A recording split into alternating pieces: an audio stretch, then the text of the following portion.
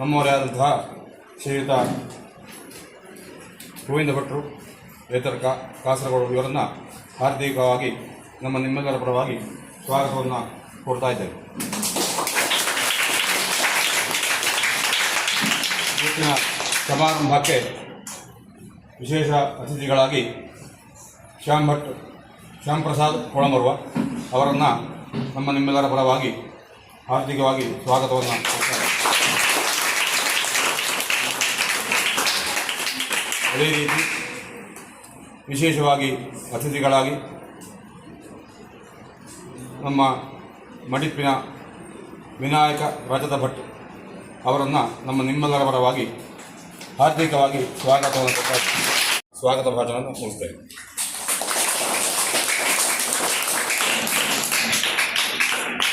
ಹತ್ತು ಗಂಟೆಗೆ ವಸಂತ ವೇದ ಶಿಬಿರದ ಉದ್ಘಾಟನಾ ಸಮಾರಂಭ ಜರುಗಿತು. ಶ್ರೀಯುತ ಟಿ.ಕೆ. ನಾರಾಯಣ ಭಟ್ ಪಂಡಿತರ್ಕ ದೀಪ ಬೆಳಗಿಸಿ ಉದ್ಘಾಟಿಸಿ ವೇದ ಶಿಬಿರದ ಮಹತ್ವವನ್ನು ತಿಳಿಸಿದರು.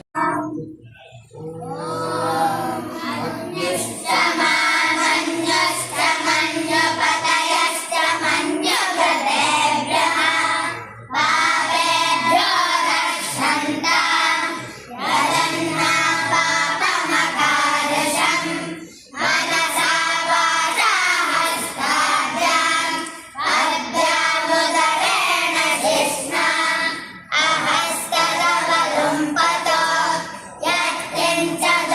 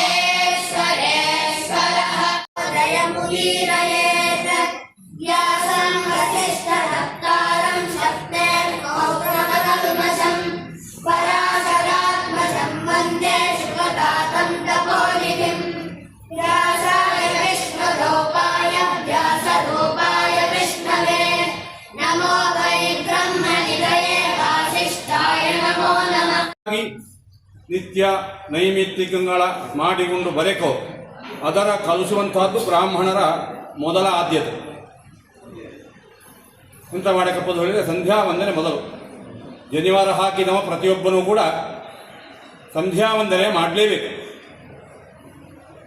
ಸಂಧ್ಯಾ ವಂದನೆ ಮಾಡದವ 10 ದಿನ ಸಂಧ್ಯಾ ವಂದನೆ ಮಾಡಿದ್ದಿಲ್ಲ ಹಂಗೆ ಹೇಳಿ ಆದರೆ ಅವನಿಗೆ ಪುನರುಪನಯನ ಮಾಡಿಕೊಳ್ತು ಶಾಸ್ತ್ರ. ಅದರ ಮೊದಲು ಆಲೋಚನೆ ಮಾಡಬೇಕಾದ್ದು ನಾವು ಬ್ರಾಹ್ಮಣರು. ನಮ್ಮ ಶಾಲೆಯ ಈಗಿನ ಪಾಠ್ಯಕ್ರಮ ಸನಾತನ ಪಾಠ್ಯಕ್ರಮಕ್ಕಿಂತ ತುಂಬ ವ್ಯತ್ಯಾಸ ಆಯಿತು. ನಮ್ಮ ಸಿಲೆಬಸ್ಸುಗ ಬೇರೆ, ನಮ್ಮ ಪಾಠಾಂಗ ಬೇರೆ, ನಮ್ಮ ಕ್ರಮಾಂಗ ಬೇರೆ, ಅದಕ್ಕೂ ಇದಕ್ಕೂ ತುಂಬ ವ್ಯತ್ಯಾಸ. ಆದರೆ ನಮ್ಮ ದೇಶ ಉಳಿಯೋಕ್ಕಾದರೆ, ನಮ್ಮ ಸನಾತನ ಪರಂಪರೆ ಉಳಿಯೋಕ್ಕಾದರೆ, ನಮ್ಮ ವೇದ ಪುರಾಣ ಶಾಸ್ತ್ರ ಇದು ಉಳಿಯೋಕ್ಕಾದರೆ ಇದರ ನಾವೇ ಉಳಿಸಬೇಕಷ್ಟೆ. ಬೇರೆ ಇದ್ದವು ಯಾರು ಇದರ ಉಳಿಸುತ್ತಾವಿಲ್ಲ, ಅವೆಲ್ಲ ಇದರ ಮುಗಿಸಲೇ ನೋಡುವುದು. ನಿಮಗೆ ಗೊತ್ತಿತ್ತು, ಪೇಪರಲ್ಲಿಯೋ ಪತ್ರಿಕೆಯಲ್ಲಿಯೋ ಯೂಟ್ಯೂಬ್ ನಿಮಗೆ ತೆಗೆದು ನೋಡಿದರೆ ನಿಮಗೆ ಕಾಣ್ತದೆ. ನಮಗೆ ಇದರ ಉಳಿಸುವವು ನಾವು ಹೇಳಿದರೆ ನಾವು ಎಷ್ಟು ಜನ ಇದ್ದು, ಇಡೀ ಇದರಲ್ಲಿ 2%, 100ಕ್ಕೆ 2% ಜನರು ಬ್ರಾಹ್ಮಣರಿಲ್ಲ, ವೇದಾಭ್ಯಾಸಿಗಳಿಲ್ಲ. ಈ ಸನಾತನ ಸಂಸ್ಕಾರವ ಅಭ್ಯಾಸ ಮಾಡುವು ಉಳಿಸ್ಕೊಂಡು ಹೋಗುವಿಲ್ಲ.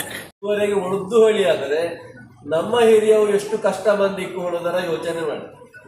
ಈಗ ನನಗಿದ್ದ ಯಾವ ಸೌಕರ್ಯ ಹೆಂಗೋ ಅವಕ್ಕೆ ಇರ್ತಿಲ್ಲ. ಅವು ಕಾಡಿಲ್ಯೋ ಮೇಡಿಲ್ಯೋ ಇಲ್ಲಿಯೋ ಕೂತ್ಕೊಂಡು ಆರತ್ರ ಗುರುಮುಖೇನ ಶಂಕರಾಚಾರ್ಯರ ಕಥೆ ನಿಂಗೆ ಓದಿದ್ದು 8ನೇ ಶತಮಾನದಲ್ಲಿ. ಆ ಕಾಡಿಕ್ಕೋಗಾಲಲ್ಲಿ ಅವು ಇಡೀ ಭಾರತವ 4 ಸರ್ತಿ ಸುತ್ತಾಡಿದ್ದವಳು. ಅಂದರೂ ಎಡಿಯ ಉಳಿಸಲು ಹೇಳೋದಕ್ಕೆ ಬೇಕಾಗಿ 4 ಮೂಲೆಯಲ್ಲಿ 4 ಮಠಂಗಳ ಮಾಡಿ, ಮುಖ್ಯವಾಗಿ 4 ಜನ ಗುರುಗಳು, ಆಮೇಲೆ ಅವರೊಟ್ಟಿಗೆ ಬೇರೆ ಬೇರೆ ಗುರುಗಳೆಲ್ಲ ವ್ಯವಸ್ಥೆ ಮಾಡಿ ಒಂದು ಸರ್ತಿ ಇಡೀ ಸನಾತನ ಧರ್ಮ ಮುಗಿತ್ತು ಹೇಳುವಲ್ಲಿಗೆ ಬಂದರೆ ಉಳಿಸಿಕೊಟ್ಟರು. ಆ ಪರಂಪರೆಯಲ್ಲಿ ನಾವೀಗ ರಾಘವೇಶ್ವರ ಭಾರತಿಯವರ ಕೈಗಳ ನಮ್ಮ ಪರಂಪರೆ, ಹವ್ಯಕ ಪರಂಪರೆ ಇದೆ. ನಮ್ಮದೇ ಆದ ಕೊಡುಗೆಯ ಕೊಟ್ಟುಕೊಂಡು ಈ ವೇದಗಳ ಉಳಿಸಲು ನಾವು ಕೆಲಸ ಮಾಡಿಕೊಂಡಿದ್ದವು.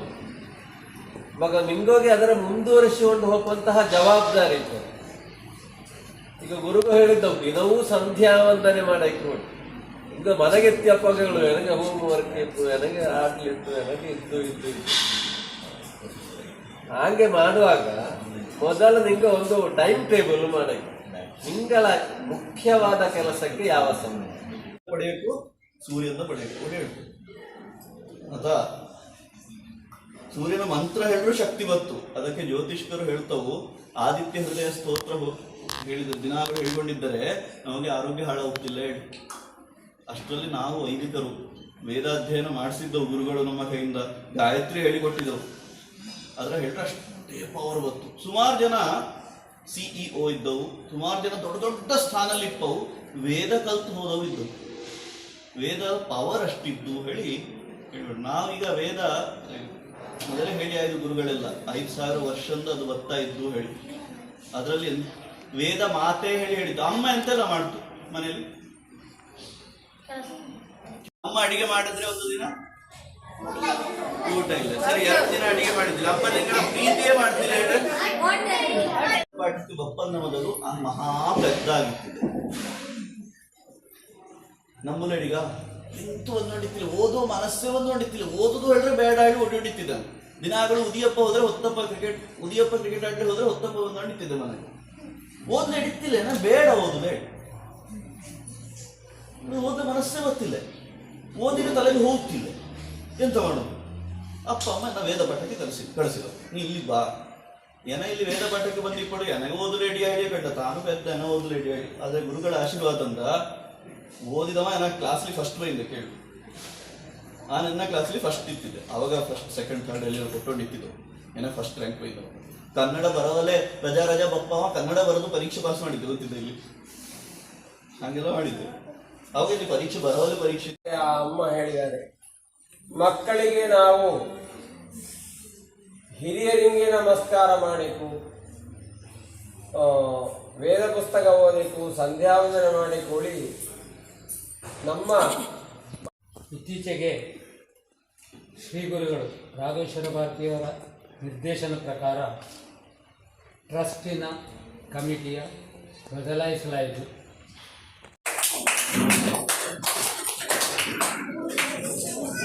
ಇವತ್ತಿನ ವಿಶೇಷ ಅತಿಥಿಯಾಗಿ ಶ್ರೀ ವಿನಾಯಕ ಭಟ್ ಅವರು ಒಂದೆರಡು ಮಾತುಗಳನ್ನು ಆಡಿದ್ದಾರೆ. ಅವರು ಹೇಳಿದ್ದು ನನಗೆ ಕೂಡ ಸಹ ಸೇಮ್ ಆಗ್ತದೆ ಅಂತ ನಾನು ಗ್ರಹಿಸ್ತೇನೆ. ನಾನು ಕೂಡ ಇಲ್ಲಿ ವೇದಪಾಠದಲ್ಲಿ ಕಲ್ತವನು, ಈಗ ವೈದ್ಯನಾಗಿ ಕೆಲಸ ಮಾಡ್ತಾ ಇದ್ದೇನೆ. ಮತ್ತು ನಮ್ಮ ಮನೆಯಿಂದ ತಿರುಮುಖ ಅಂತ ನಮ್ಮ ಮನೆ ಹೆಸರು. ಕಳೆದ ಒಂದು 50 ವರ್ಷದಲ್ಲಿ ವರ್ಷ